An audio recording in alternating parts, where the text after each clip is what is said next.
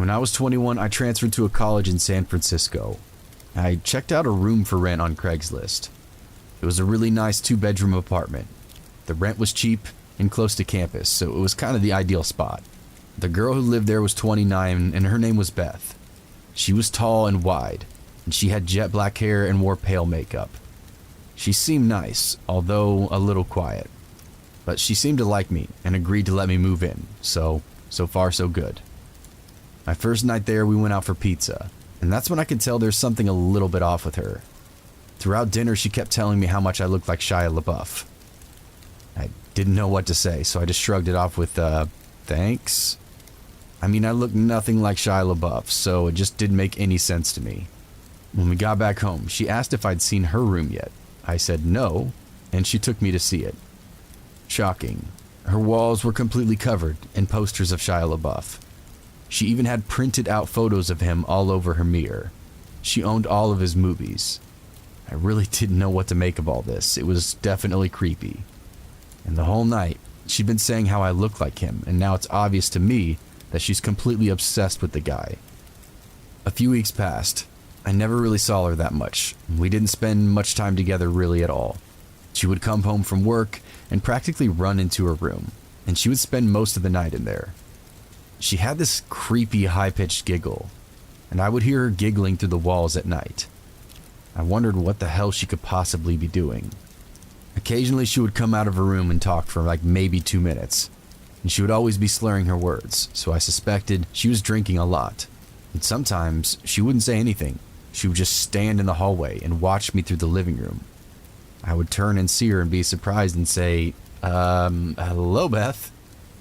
And then there would be this long, awkward pause, and she would give out her creepy, high-pitched giggle. It was very uncomfortable being around her. She gave me the chills. One night, I woke up at around 2 a.m. because I heard what sounded like the front door being unlocked. I came out of my bedroom, and all the lights were off. But I could still see Beth standing at the front door. She had her face against it, and she was turning the lock back and forth, over and over again. And every time she turned the bolt, she mumbled my name. Max Barker. Max Barker. Max Barker. Seeing her standing in the dark, mumbling my name, really freaked me out. It doesn't help that she looks like a bigger version of the girl from The Ring. I just quietly went back to my room and tried to go back to sleep. One night, I was watching Gladiator, and she fumbled out of her room and turned on the living room light, forcing me to pause the movie, which was really annoying. Then she asked if I wanted to hear about her ex-boyfriend. It was an uneasy segue into the topic, but I just said sure, then awkwardly sat back to listen. 10 minutes into her story, and she was so riled up. She was screaming at the top of her lungs about their breakup, and I was worried that the neighbors were going to call the cops. And she wasn't listening to me when I asked her to please lower the volume. Amidst all of her screaming, one thing she said really freaked me out. She was in such a fit and yelled, "I'll slit his throat." That was a big game changer. Suddenly, I had no idea what this girl was capable of. She really, and was practically just a stranger, and everything I'd seen thus far was becoming alarmingly disturbing. After a few more minutes, she told me thank you for listening, then started doing her giggle once more. I got out of there pretty fast and went to my room to go to sleep. I had a really uneasy feeling about being in the house with her now, and what's worse, there's no lock on my bedroom door. I pushed the edge of my dresser in front of it to act as a little barricade. I woke up in the middle of the night to the sound of my dresser scraping against the floor. Beth was pushing the door open. I turned on my light, shouting at her to stop. I could see her through the opening of the door. She was so drunk and had this insane look in her eyes. Pushed the door closed and yelled at her to go back to bed. I could hear her walk back to her room, but I couldn't tell if she fell back asleep. The next morning when I went out into the hallway, my heart dropped. I saw one of her steak knives was on the floor by my door. I got goosebumps all over my arm, and all I could think about was when she said she would slit her ex-boyfriend's throat. I confronted her about it, and she said she didn't even remember trying to push my door open. She said she didn't even remember telling me about her ex-boyfriend. I've had enough. My lease was month to month, so I found a new spot and moved out. About a month after I moved out, she contacted me. I was at the movies and my phone was off. When I got out, I turned my phone on, and to my shock, I received about 40 plus text messages that she'd sent me over the past 2 hours. They were all just insane texts that ranged from everything in between, "Hi, how are you?" to "I f***ing hate you." It was insane. I didn't respond, and I never heard from her again. I always wonder, if I hadn't set my dresser in front of my door, would she have quietly come into my room and slit my throat? It still freaks me out, man.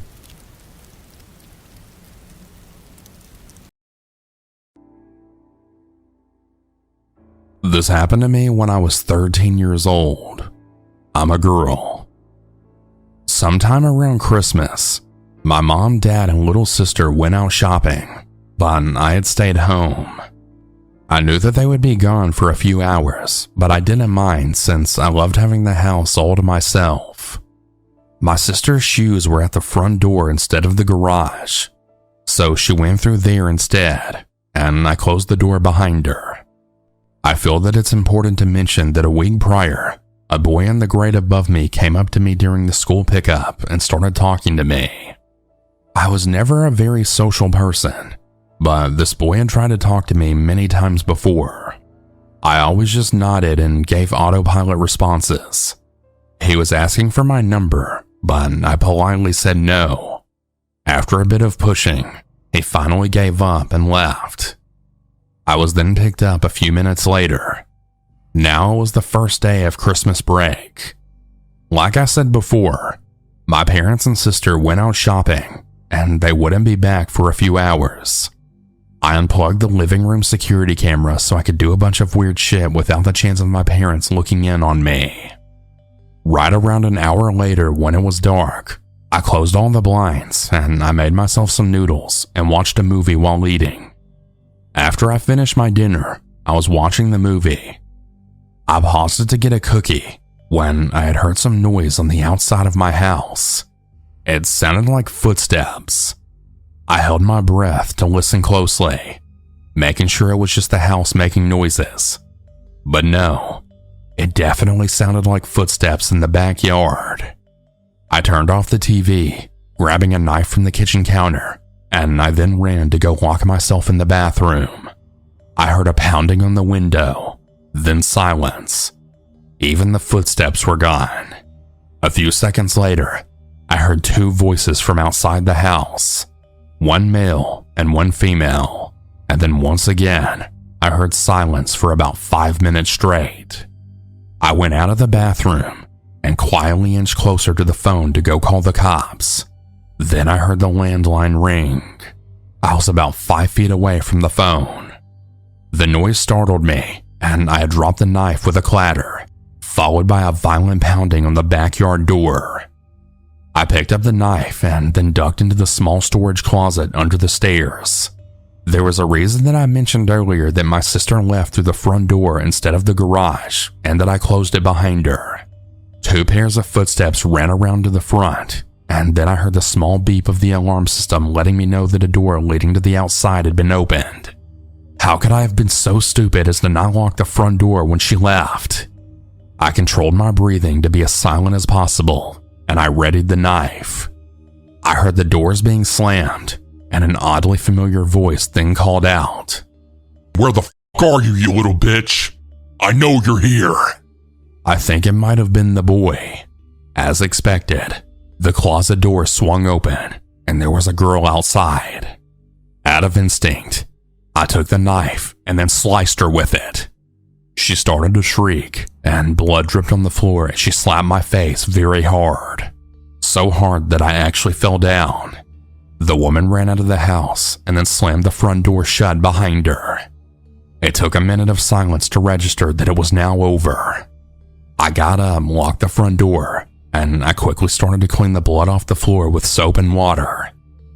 I didn't get to the phone in time to call the cops, but these people were long gone now, so there was really no point. Just as I finished cleaning, I realized with a chill going down my spine that I never even heard the boy leave. I then quietly checked everywhere in the house, knife in hand, turning all the lights as I checked the upstairs and downstairs, as well as every bathroom and closet and hiding spot that I could think of. I never found anyone. I cleaned up all the mess they made, and I made sure everything seemed normal. Around 45 minutes later, my parents and sister finally came home to me watching TV. I know that this is going to sound really crazy, but I still haven't told them what happened to this day. I was just really afraid that they would never let me stay home alone ever again, and I didn't want that because I really appreciate my privacy.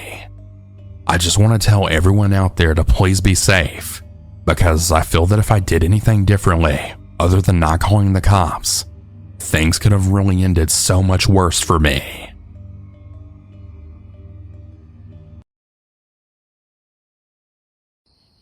To start, I want to say that while this story isn't as conclusive or horrifying as some of the stories on this subreddit, it is something that still haunts me to this day, and I know that I will likely never get closure over it.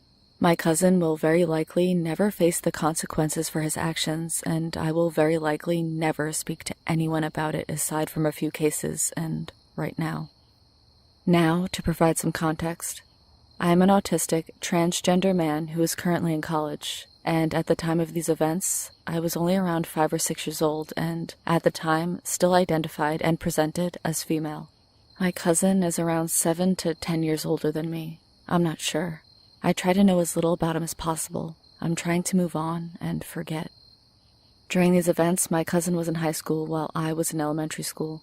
He was honestly trailer trash and smoked pot, and he often stayed with my grandma who lived across town from me.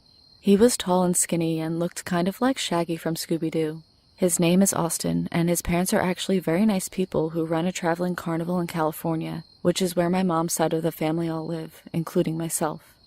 Austin, unfortunately, took after my grandma and other Aunt Angel, who also smoked pot and was arrested multiple times for various reasons. Recently, she's been living with and stealing from my grandma, who has no job and is very sick. Back when the story happened, every Wednesday, my brother, my mom, and I would visit my grandma's house and spend the day there. The whole place reeked of smoke, a scent that to this day can trigger me into a meltdown, and the walls were stained yellow with nicotine. There was dog shit and urine stains everywhere, and if you stepped on a wet spot in the carpet, odds are it was a puddle of dog piss. The house was disgusting and felt almost haunted. In fact, one Thanksgiving, a few years after my grandfather died, Austin and a second cousin who I have long since forgotten the name of, and my older brother, took me out at night and convinced me the ghost of Poppy, my grandfather, was out to get us. I bought it, and we were outside for hours, them pushing me around and pranking me, and me being who I am, I fully believed every word they told me. They locked me outside for an hour, and I was crying and screaming, fully believing that Poppy was going to kill me for not crying at his funeral or something like that. Poppy was an alcoholic who made my mom's life hell when she was little. I didn't miss him, and nowadays I hardly remember him. My cousin was very physically and emotionally abusive to me. Why me specifically? I doubt I will ever know. He often shoved me around, pushed me into dirt, convinced me multiple times that I had eaten something poisonous and was going to die, shot airsoft guns at me, threw juice and fruit at me, and so on. Really, anything he could get away with. Kind of like how a child would torment a family pet. My brother was bearable most of the time, though he would occasionally bully me at the school we went to. It was only around Austin that he became abusive. Don't get me wrong, I was athletic and fast and could hold my own in a fight, but I never understood when I was supposed to be fighting back, and I never recognized when people were bullying or abusing me. Thanks, autism. So I just let it happen. Now, trigger warning. This part won't be graphic, but it will contain sexual assault. The worst thing he has ever done to me was when he took me into this big raised storehouse-type building in my grandma's yard. A well-worn place that was in extreme disrepair and partially sealed with a few nailed-down slabs of metal that Poppy had put in place years prior. It was dark and full of debris, and to get in, we had to squeeze through a tiny, rather sharp opening between two slabs of metal while using a moldy piece of wood to reach it. Austin was used to sneaking in there to smoke, I guess, so he made it in without a problem, but I was pretty scratched up from the sharp metal and from losing my balance on the wood multiple times. Austin told me about how he, my brother, and my other cousin Kayla had hidden a magical time capsule in the room, which he called a treehouse, despite it definitely not being one. He told me the time capsule contained gold and other valuables, and things my little girl brain found cool at the time. He told me that we needed to retrieve it because the treehouse was going to be demolished in a week, and in order to break the spell, we would have to do something little 5-year-old me apparently saw no flaw in. He wanted me to pull down my pants and touch our genitals together. I, of course, ate up every word.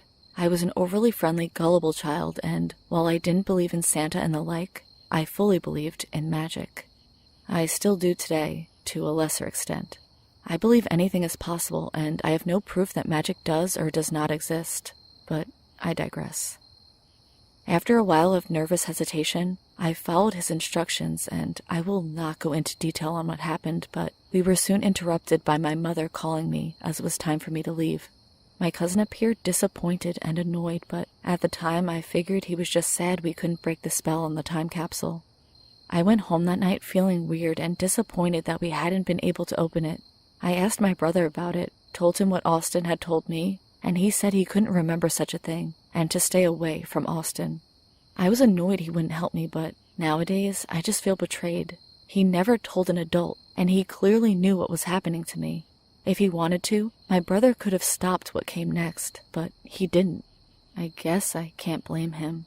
I was a very annoying child at the time, and it's possible he thought I was lying, or what I really don't like considering, maybe he hoped this would shut me up. I don't know, and I try my best not to care. The next week, the treehouse was still standing when I returned to my grandma's house. I was delighted to see Austin still visiting, and the treehouse still in one piece. I thought I had another chance to unlock the time capsule, and I was determined to not miss it. Austin took me up to the treehouse, and this time I did not hesitate to do as he instructed. It's all very mortifying in retrospect, which is part of why I refuse to go into detail. I was an idiot and didn't understand, and that's all I'll say on the matter. Needless to say, despite my success, no time capsule magically appeared in the room. He pretended to be disappointed, and I was massively crushed. I thought for sure we could break the spell. I was such an idiot. I want to go back in time and punch my past self. Austin then told me that maybe we could try something else to break the spell. He told me that Kayla had essentially sucked him off in the treehouse, something that now I honestly wouldn't be surprised if it were true, the both of them being redneck assholes who probably don't care about incest. He told me that it would tickle. I refused because that sounded gross, and surprisingly, he let me go. I guess he had no interest in full-on raping a child, something that I am forever grateful for. I went home that day feeling very sad over the failure, and as far as I know, my cousin never tried anything like that on me again. But I have no clue if he did or not, as there are many gaps in my memory, and I know what trauma can do to a person. The idea of him wanting to go further with me, his little cousin, makes me want to vomit. What if he had succeeded? What if he had convinced me to continue? I know if he had persisted, I likely would have given in, me being such a gullible fucking idiot. Obviously, I didn't understand what had happened at the time, but now that I'm older, I'm horrified and disgusted, and I know that some of my issues stem from this event. As I said before, even now I still get sent into a panic whenever I have to smell cigarette or marijuana smoke, and the thought of seeing my cousin again makes me feel sick and small. I haven't seen Austin in years. I am okay with this. The last time I saw him in person, I was in high school and had brought my girlfriend to my uncle's carnival for a date. He was manning the fun slide, and I avoided him like the plague. I pretended everything was fine, and I never spoke to him again. Austin has a baby now. A little boy named Nathan, who mostly lives with my Aunt Corinne, his grandma. We were at the laundromat recently, and Nathan video called my cousin and forced me to fake a smile to wave to his daddy, my old tormentor. I was mortified and immediately after retreated to my seat, all energy for that day zapped from me. I don't speak of this much. I am traumatized and disgusted, and I have many emotional issues. Part of me wants to tell someone about this, to scream to the heavens that Austin is not innocent, to make him pay for abusing and sexually assaulting me, but I won't. I probably never will get closure for this, and my cousin will probably never face the consequences for his actions. I think the most horrifying part of this story is how common something like this is. A child who never speaks up, and an assailant who gets off scot-free. We will never know how many people have been tormented, how many people have been or are still tormentors, and they will probably never have to face what they have done. They will walk free. Oh, and that treehouse, it was never scheduled to be demolished. It's still standing to this day. I don't go near it.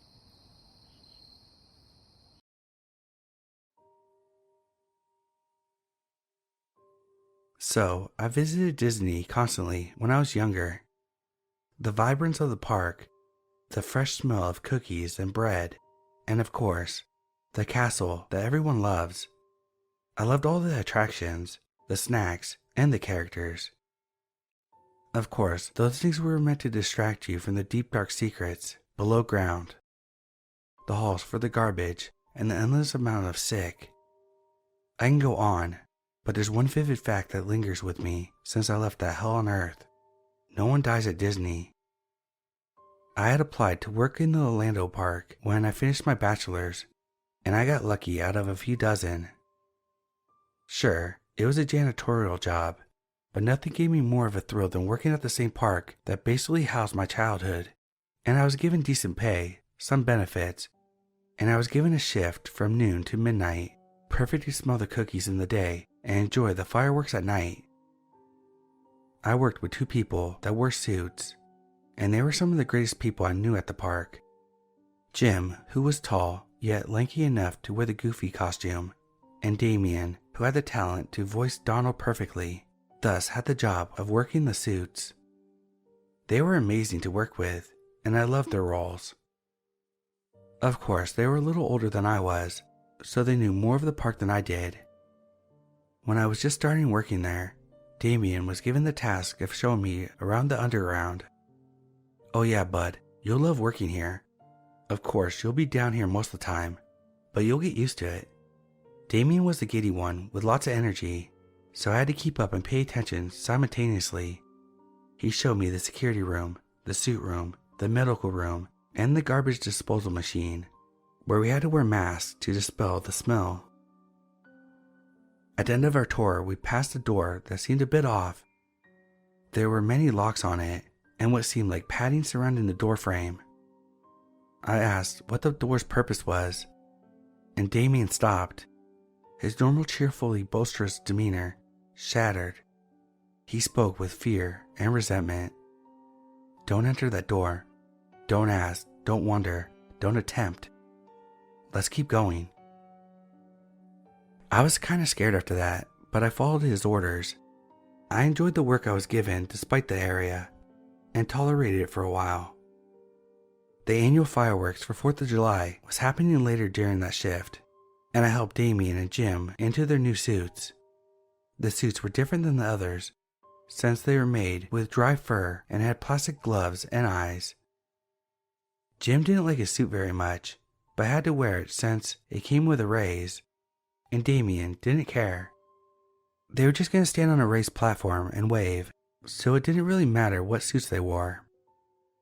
I was a bit concerned for them, but they reassured me that it was going to be fine. I wish I convinced them to think otherwise. Later on, the fireworks were lighting up the starry night into a blaze of glory. The kids and parents alike enjoyed the view with their pals Donald and Goofy waving above. I was cleaning the underground during this time. Then something happened.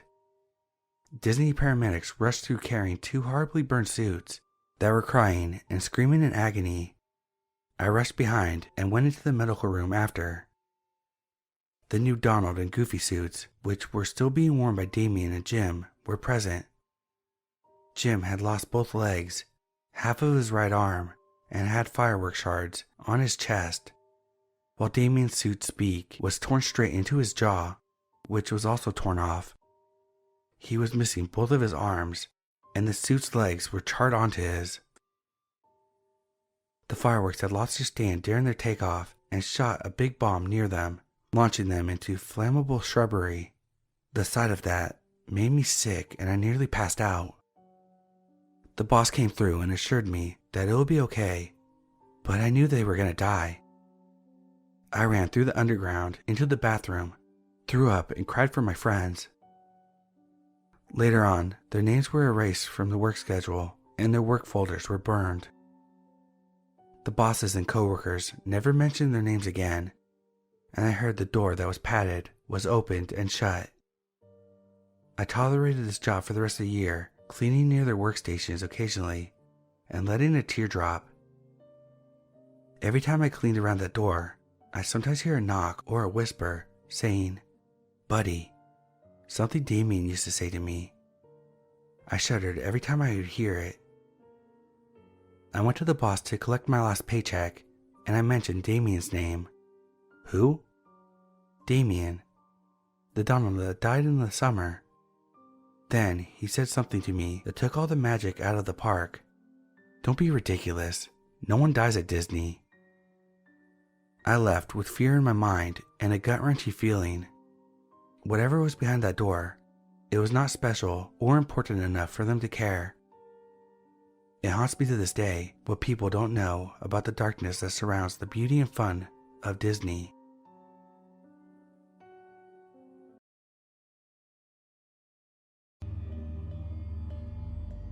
I'm a 22-year-old female, and I live with my boyfriend.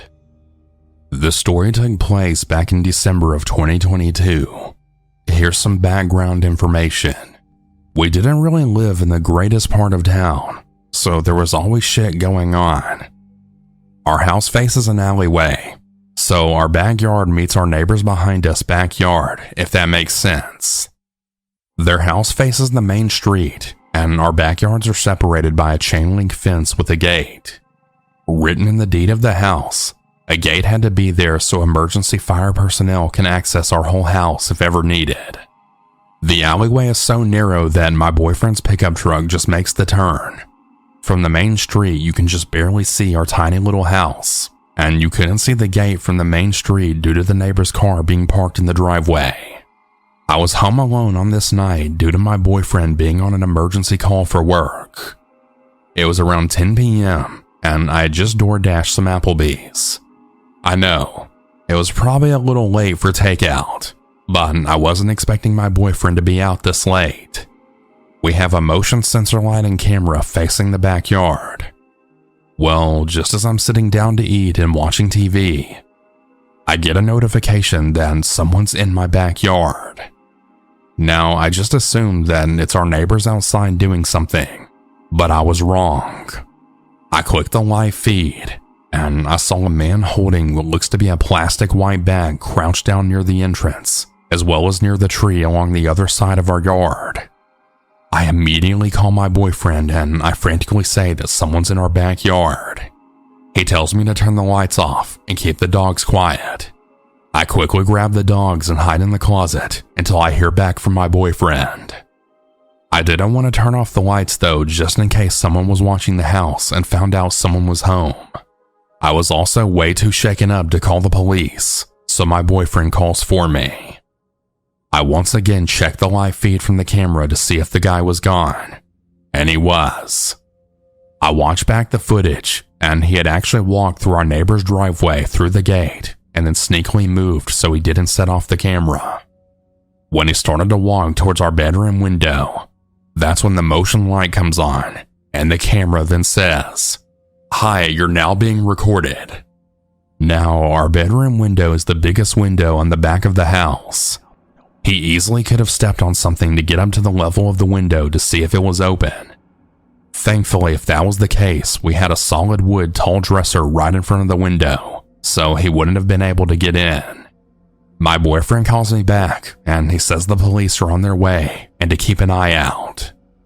About 10 minutes go by, and I finally see the police in our backyard trying to find our house. I run out and introduce myself and explain the whole situation. As I'm explaining everything to the cops, my boyfriend pulls up. I give the police the information they need, and I show them the footage. They obviously couldn't do much since the guy wasn't in our backyard anymore, but we just wanted it to be reported and be on record. The officer said that the guy looked like he wanted something in our yard. The things in our yard consisted of a concrete mixer, 2 bikes, a bike track, and a plastic kiddie pool for the dogs. If the guy had attempted to take any of those things, I wouldn't have even bothered calling the cops. It seemed like he knew the layout of our yard and knew exactly where the gate and camera was located at. I was scared to be home alone for days after this happened, especially at night. The police hung around the neighborhood for a good 20 minutes, then left. Unfortunately, we never heard anything else regarding it. Thankfully, though, we don't live in that house anymore, and I'm really glad.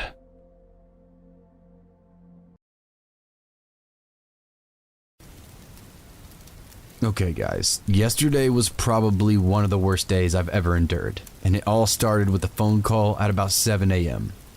I picked up my phone to see who was calling me so early, but since I didn't recognize the number, I just put it on silent and fell back asleep.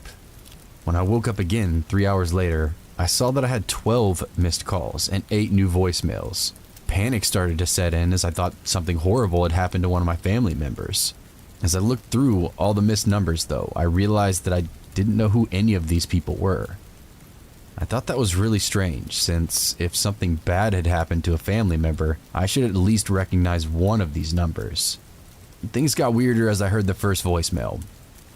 Hi, I was just giving you a call about the house you have for sale. I saw the Craigslist ad and was hoping to figure out a time I could be given a walkthrough. Just give me a call back, thanks. I figured that was the wrong number and played the next one. Yeah, hi. I was calling about the house for sale on Craigslist. If you could, give me a call back. I'd really like to know some more stuff about those murders before I take a walkthrough. Thanks, and have a nice day. After hearing the second voicemail, I was really starting to wonder what the hell is going on here.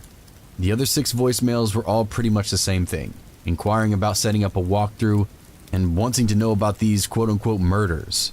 After I finished listening to the last one, I needed to find out what the fuck is going on.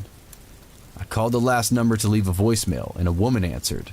When I asked her about the house she was calling about, she said there was an ad on Craigslist offering a house for dirt cheap, but it was only so cheap because the post said that a couple had been murdered inside the house. I asked her if she could text me the link and she assured me that she would. A few minutes later, my phone buzzed and I saw her number pop up on its screen. I had no idea what I was in store for by clicking on that link.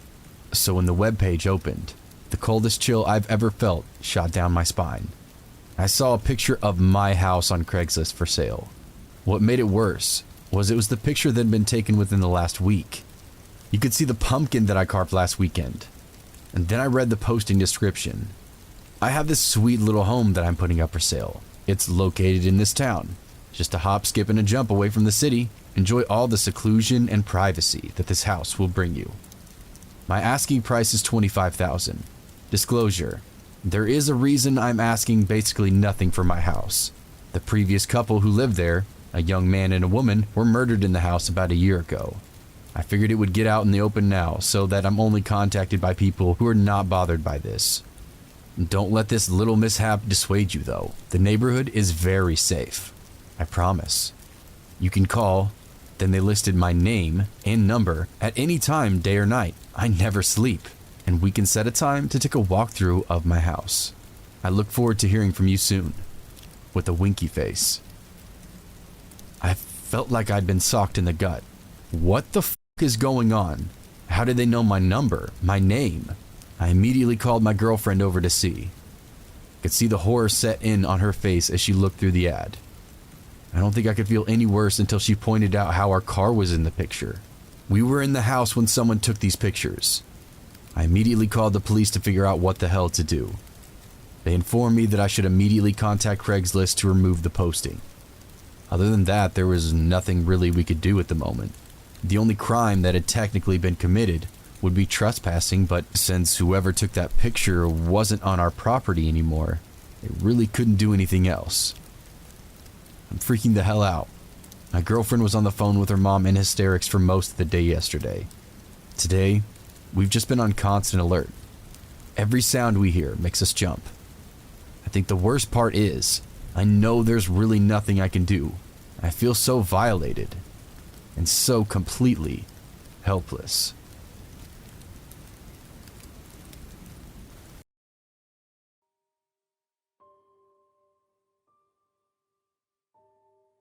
About 2 months ago, I got a job for the Disney store in one of their warehouses. So far, it's been alright. My team mainly operates the postal deliveries, putting all the stuff you order into boxes before handing them over to the courier. My department has a particular tradition. See, there's a joke that our manager is so incompetent that instead we report to these stuffed toys that we keep in the break room, which comprise of the 3 caballeros, Donald, Jose, and Panchetto. Each of them are about 20 inches tall, and they have their own cardboard desks and everything. We talk to them like they're real people. We get them involved in the annual Christmas party. We also get comment cards and reports from them as well. Donald was the one to point out any infractions I've committed. I've got quite a few from Panchetto that were entirely in Spanish, and one from Jose asking me to play Simba music in the break room as well. I've got written up for playing Disney heavy metal, which is a real thing, by the way. Look it up on YouTube or Spotify if you don't believe me.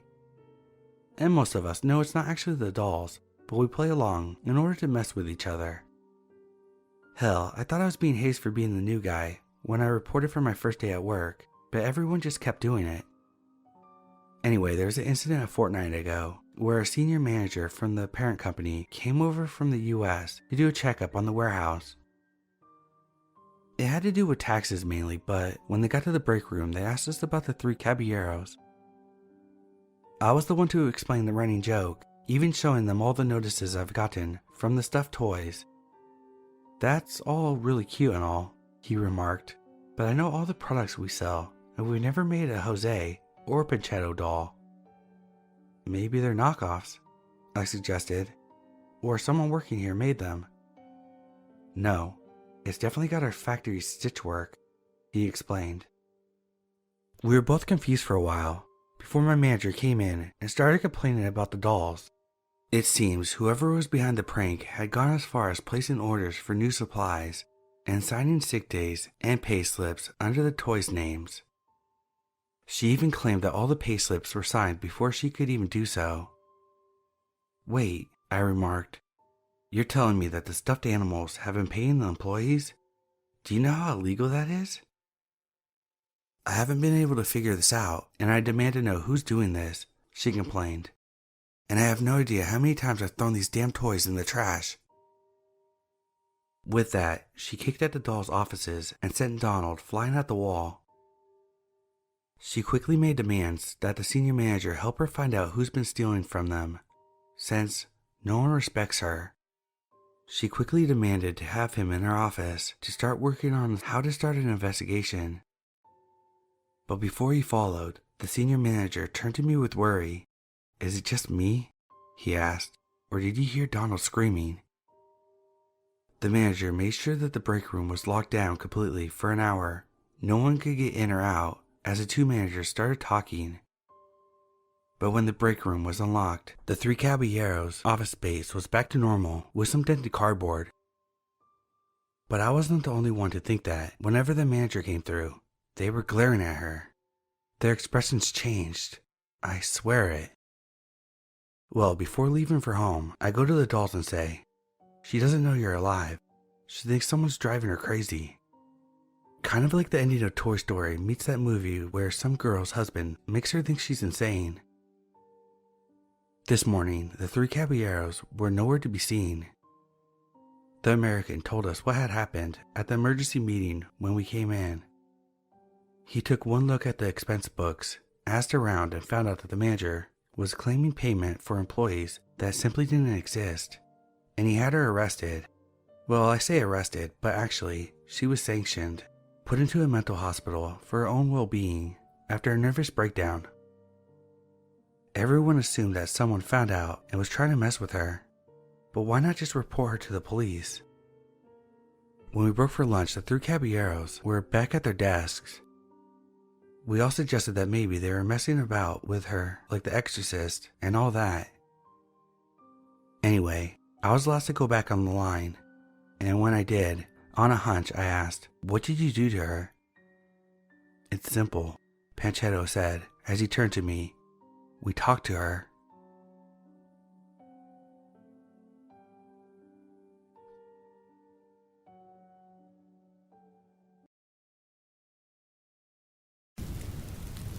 I was moving out of an apartment and needed to sell my washer and dryer.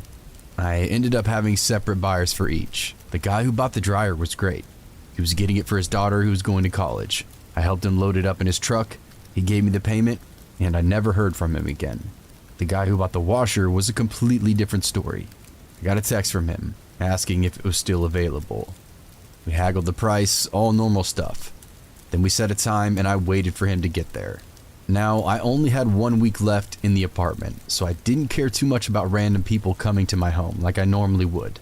Pretty much all my stuff was moved into my new place, but the internet wasn't turned on yet, so I was still sleeping on an air mattress in the old one for the time being. He ended up being a few hours late and showed up in a truck that was used for transporting large glass panes. He had like 5 people with him, all crammed into the front bench seat of the truck. They loaded it into the truck, with it leaning at like a 30-degree angle against the glass pane rack, or whatever you call it.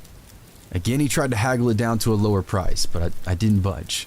He left and I thought it was all done. Later that night, I start getting texts from him about how the washer doesn't work and he wants his money back. I told him, as it was written in the post that I put up. It sold as is and was working at the time. I can only assume that he damaged it in the way he rigged it up on that truck. Well, after a day, he starts calling me and cussing me out, texting death threats. And I have random numbers calling me doing the same thing all day and night. 2 days after I sold it, I wake up at 3 a.m. with people banging on my door yelling. Luckily, I lived on the second floor with no easy access to the windows. I just sat there for about 15 minutes while they continued to yell through the door. The next day, I moved the rest of my stuff into my new apartment and never went back there other than to turn my keys in. I still got calls and texts from him and other random numbers for 2 months over a $150 washer. It goes without saying, I don't sell stuff on Craigslist anymore.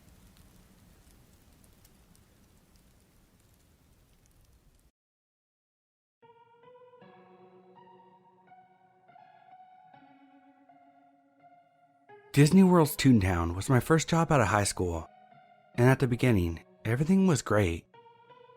For those of you who do not remember, Toontown is where Mickey and Minnie lived in the park, and had everything you would imagine would be in a real neighborhood, a neighborhood where a cartoon would live in.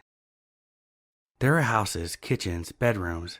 Kids could even go in and microwave stuff on the little cartoon microwave. Donald Duck had a houseboat that you could go inside. Goofy had his roller coaster. There was a lot of cool stuff, and although it was for kids, I actually really liked it.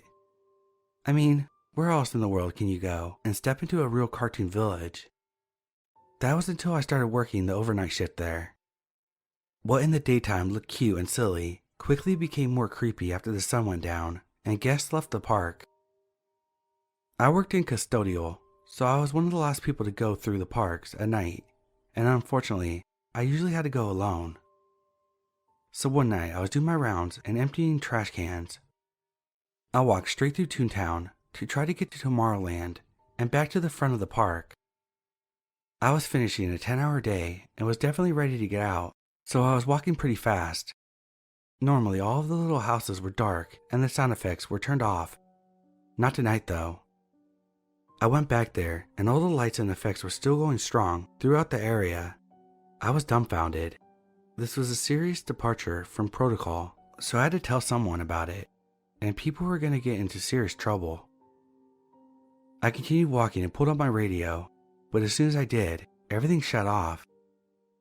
I then heard shuffling in the distance and thought I saw a tail go into some bushes over near the train station. I figured it was probably just a raccoon or something. The area back there was completely surrounded by national forest, and animals turned up all the time. So I completely forgot about it and went on with the rest of the night. During my shift the next morning, though, I heard some very disturbing news about the area. A rat was found gutted and smeared all over Minnie's house's floor. The official story was that it was killed by a possum or two, but the amount of carnage involved seemed suspicious to me. Anyways, it was business as usual, of course.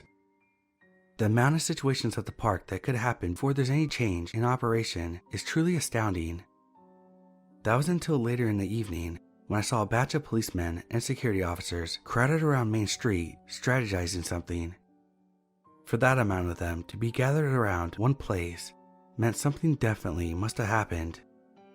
I found one of my leaders standing over on the sidewalk, staring over at the group. I asked her what happened. She said she wasn't sure, but she heard something about a baby going missing.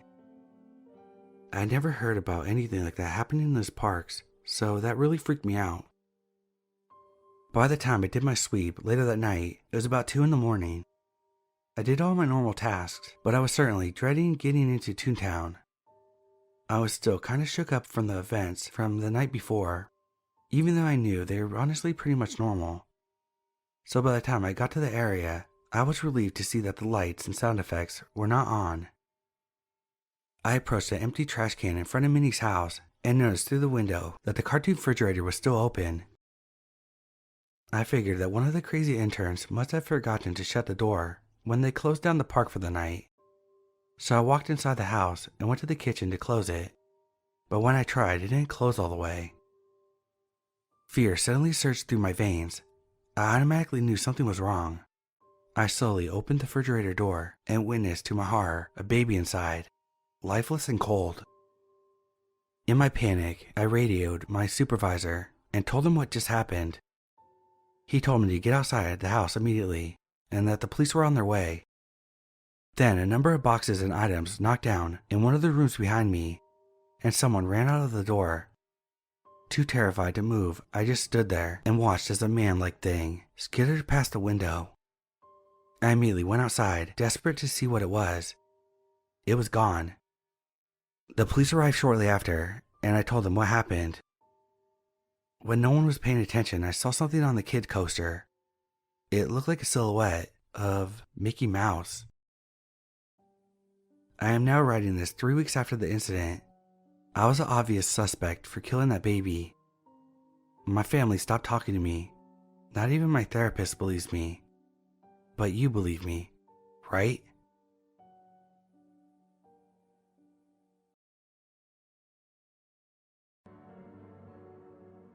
I'm a 36-year-old male, and I live in a ground floor apartment in a seaside town in England with my girlfriend. This incident occurred on a Saturday night. I was home alone because my girlfriend was having an evening out with 2 friends that she hadn't seen in a couple of months. I'm a night owl at heart, so I like to stay up late on the weekends, and I wanted to wait up anyway just in case her or her friends needed me to drive them home instead of getting a taxi. I'd planned to catch up on some YouTube videos and maybe play a game on my laptop. It was about 10:30 p.m. when I heard the sound of my front door handle moving.